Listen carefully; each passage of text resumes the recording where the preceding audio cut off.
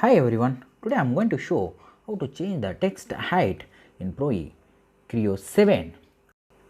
First just open that any drawings and then go to select file and that just pick it that prepare.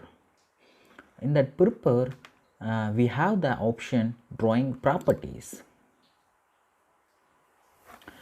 In the detail option, here we have option for change, just pick it that one, and just in top these option control text not subjected to other options.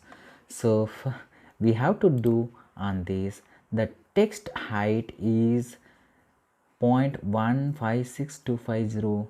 This is standard one on PROE, and then we have to change how we required. Just I'm given 0.3 and I'm given that add change, then apply, then I'm going to close, then I'm going to given close one more again. Just say the text height has been changed. Yes, the visual is good right now. Before that it was very small. Right now when I changed from 0.15 from standard dimension height to 0.3, so it has been changed bit more.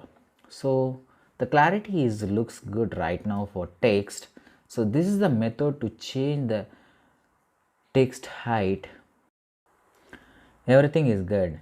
So this is the method to change the text height. So thank you very much for watching my video. Thank you. Bye bye.